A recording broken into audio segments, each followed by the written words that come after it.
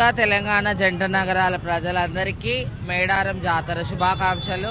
మేమేట అమ్మవారి దగ్గరికి 2 నెలలకు ఒకసారి వచ్చి అమ్మవారికి మొక్కులు అవన్నీ సమర్పిస్తాము. గత ప్రభుత్వాన్ని చూసుకుంటే సీతక్క ఇక్కడ వసతులు కానీ సౌకర్యాలు కానీ అన్ని చాలా బాగా చేసిందని చెప్పాలి.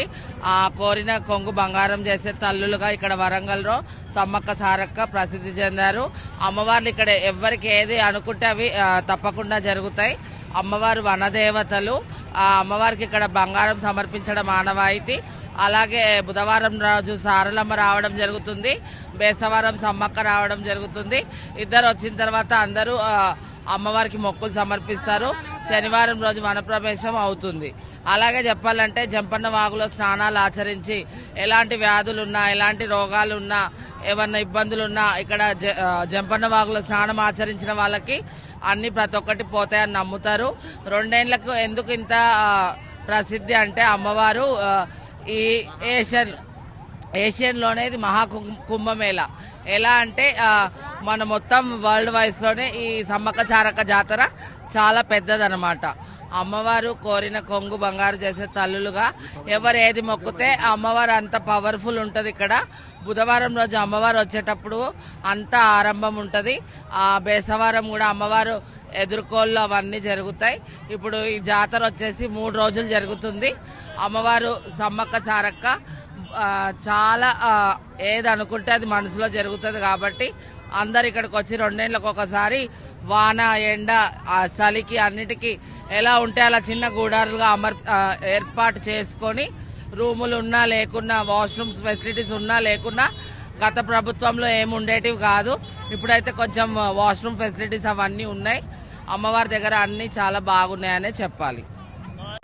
నా పేరు పద్మ. 10 సంవత్సరాల బట్టి వస్తున్నాం ఇక్కడికి. ఈసారి అయితే అంత బాగా మంచిగా ఉంది, సంతోషం అనిపించింది. గుళ్ళకి పోయినా కానీ అటు పోయినాం ఇటు వెళ్ళినాం, ఎక్కడ ఏం తొక్కులాట లేకుండా ఎవరు ఒత్తులు లేకుండా సంతోషంగా బయటకు వచ్చినాం.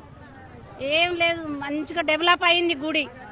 ఇంకా మంచిగా ఇంకా రాను ఇంకా మంచిగా కావాలని కోరుకుంటున్నాం. సమ్మక్క జాతర సారక్క జాతర అయితే ఎలాంటి బాధ లేకుండా ప్రజలకు మంచిగా పోయేటట్టుగా మంచిగా వచ్చి మంచిగా పోయేటట్టు ఎలాంటి బాధ లేకుండా రావాలి పోవాలి. భగవంతుని దయాన సమ్మవ సారవ దయాన ఎవరికి అరికాలకు ముళ్ళు అంటకుండా పోవాలి. మళ్ళీ ఎవరింట్ల కాళ్ళకు అక్కడ ట్రాఫిక్ జమ కాలే, చక్కగా వెళ్ళొచ్చినాం.